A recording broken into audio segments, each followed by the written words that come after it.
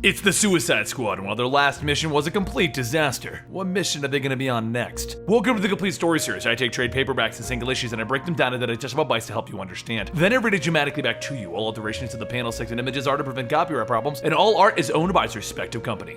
Amanda Waller wakes up like any other day, brushing her teeth, and then she gets ready for work. Once she gets to the office, Bonnie, her assistant, tells her that the team is ready and already in the country. Even though she would have liked to have been updated about the team's activity, she just hopes that maybe this team won't be a complete disaster like last time. Speaking of which, Amanda Waller asks how is Deadshot. Bonnie says that the doctor said he's making some improvements, but she decides to go check on Floyd because on the last mission, he suffered some pretty bad injuries. Once Amanda heads over to check on him, he tells her not to worry, he'll be up and ready by the time they're on their next mission. Amanda mentions for now he won't be on the next mission. So the only thing Floyd wants to know is, who did you replace me with? And Amanda tells him, Harkness. Captain Boomerang? Really? Who else is going? Amanda tells him that on this mission there is Black Manta, Harley Quinn, a new evil version of the Flash, and some ninja man-bats. Floyd goes back to his workout and then he stops. Harkness? Really?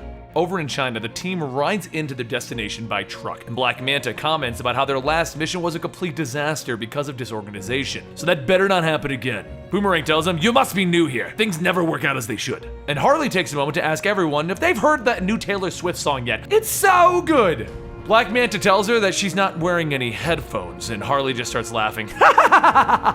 See what I mean? Captain Boomerang tells him. Soon the group reaches their target location, and outside of the building, the guards start to see something coming. But before any of them can reach for their guns, the man-bats begin slicing and stabbing up the guards. With the guards distracted in the front, Reverse Flash plants a bomb to blow a hole into the side of the building. After the explosion goes off, Black Manta drives the van into the facility and everyone jumps out while Manta tells them to plant the explosive so that we can get out of here. But before planting anything, Harley looks at all of the test tubes and asks, what are they making? Manta tells her, superheroes, a whole fleet of them. Except Harley can't hear anything over this blasted alarm. It's so annoying! Harley turns and punches the button next to them, hoping that maybe it'll turn it off. The alarm does stop, but then the test tubes begin to wake up, and then they break free from their tubes, and within seconds, the heroes begin to surround everyone. Manta tells Reverse Flash to go ahead and plant the bombs. Everyone else will kill as many of these heroes as they can, and let the explosion take care of the rest. Reverse Flash grabs the explosives and he starts planting them all around the base, and that's when something goes wrong. As he continues running at top speed, his knee blows out and he hits the ground. Amanda Waller radios in and asks, what's wrong? And Manta tells her that the flash you gave us doesn't work. Amanda just hangs her head.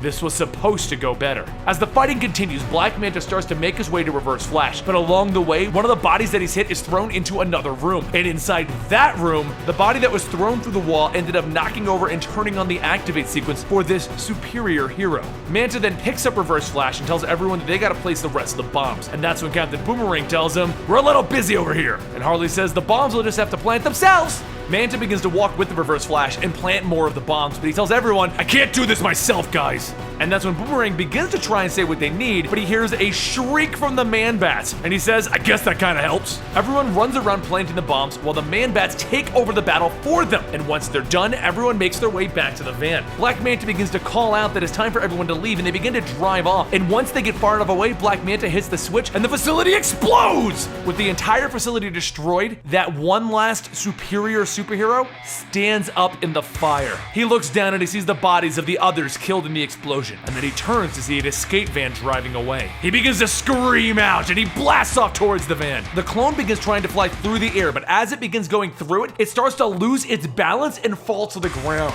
Black Manta asks what's going on, and Captain Boomerang tells him, looks like one of the clones survived, but he just kind of fell down, so I think he sucks. Black Manta says there's a ghost town up ahead. The town was actually modeled after their old towns in America, but no one has ever actually moved in, so they're gonna head there and they're gonna keep low. Once they station themselves inside of it, Black Manta checks in, and Amanda Waller asks how the Reverse Flash is holding up. Manta looks over to him and tells her that he's useless. And Reverse Flash yells out, I'm not useless! But Black Manta looks out the window and notices something coming. That clone has found them, and he's starting to crash through the walls trying to chase after everyone. One of the Man-Bats swoops in and grabs a hold of the clone and flies him back outside, allowing everyone else to begin escaping. And once they get outside, Harley, who was helping carry the Reverse Flash, drops him, telling him, I'm done, he's on his own now.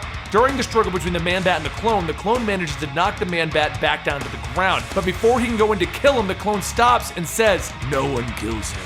No one kills The clone begins to shake, but before they can do anything, Amanda Waller, back at control, sets off the bomb inside of the Man-Bat, blowing his head up. The clone then flies off shouting, "No one will die anymore! There's too much death already!" But as he lands, he stands in front of the Chinese army. A scientist there tries to control him, but the clone begins to resist the control, and he rips apart the headgear on him, shouting, "No more will I be controlled!" The army is watching him do these things, and seeing as they can no longer control him, they open fire on him while he floats in the air. The blast sends the clone flying back, and that's when one of the explosions hits a building, and the top of the tower begins to fall. Down below it, the Daily Planet dome is heading straight for Harley, the fake one for this fake town. Harley begins to panic, and just before the dome can land, it stops. And Harley asks, why save her? The clone then stands there holding up the dome, and he tells her, "No one dies anymore," and he tosses it away. He then notices something. Fighter jets coming in from the distance, and he flies up trying to stomp them. But back down on the ground, Black Manta rushes over to help Harley Quinn up. Before they can go anywhere though, the Chinese army then surrounds them, telling them not to move. Manta's helmet begins to shine, and he says, "Fantastic." And Boomerang asks him, "How is this fantastic?" "Because I've been dying to kill some people," Black Manta tells him. Black Manta, Harley, and Captain Boomerang begin fighting off all of the soldiers, and slowly but surely they actually start to kill them off. But above them, the clone is watching, and he says, "No more fighting." But before he can do anything else, he's blasted in his back by the planes, and that's when he decides it's time for him to leave. The clone begins to fly straight up into the air away from the jets, and the army just watches, seeing as there's nothing they can do about it.